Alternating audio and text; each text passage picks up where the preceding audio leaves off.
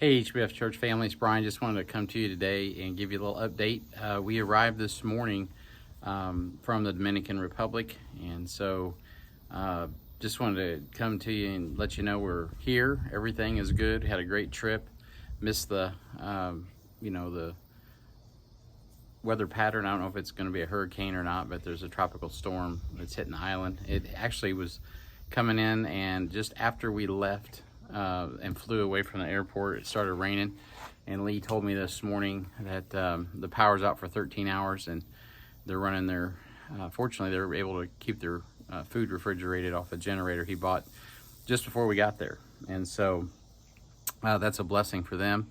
But they are going to close down the country and see how this storm goes. So be praying for that. But we had a great trip, and Mickey and Pam did a great job teaching, leading people to Christ. We had 120 bags of provision that we handed out over 3 days, so 40 each day.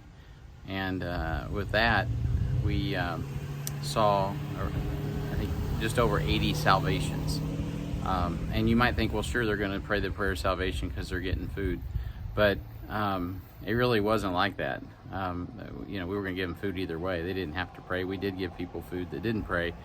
And so I can't tell you how many were obviously sincere in their hearts, but it does appear that there were a lot of sincere souls, people hungering, as much or more for spiritual food as for the physical food. So appreciate everyone just praying. I also wanted to thank all those that gave. There's a lot of people, whether it was walking tacos or sponsoring people or just pitching in to help the trip, help with the bags of provision to cover the costs. The trip was a little more expensive probably than we thought, so that all really came in. The bags of provision, of course, were mission critical. We were going to try to do 30 of those, the team, our little team of 3 or 4 people, because Pat Lee was going to be able to go if his passport came in, and obviously it didn't. So we were going to, try to, take care of that and on top of our expenses. But as it ended up, we were able to go well over that number because of your gifts. So that made a huge difference, and it made a big difference in the ministry down there. So you probably heard the updates after we did the bags of provision. It wasn't all of the bags weren't done. We still had 40 more to go. But after giving away 80 bags, we invited them to a movie night, and Lee showed a story of Nicodemus from the Chosen movie, preached, and man, it was so cool. It started off as though it was going to be a big flop. We went out, invited people. Time comes around. Of course, it's Latin America, and nobody shows up. Heather was visibly upset, and next thing you know, men start showing up. I shouldn't say visibly upset. She was disappointed. That's a better way of saying this. She was visibly disappointed. I had all this work and had put all this effort. Nobody was showing, and then men show up. I mean, grown men walk in, a couple of them, and then 3 or 4 show. Next thing you know, there's like 5 men sitting there ready for this movie, and we're all kind of like looking at each other like, wow, this is unique. And then, of course, after the men, then come the women, and then a half hour in or so, we started the movie, and then within an hour, that place was packed with people, and they all were just riveted to the movie. And when it got done, Lee was able to preach a great short message and invite them back the next night for Bible study.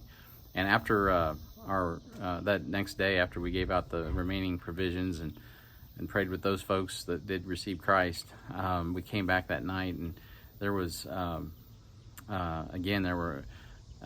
there was a small nucleus of women and children that showed up, and then next thing you know, the men show up. And before it was over, Lee had a good amount of men, women, and a good amount of children for his Bible study.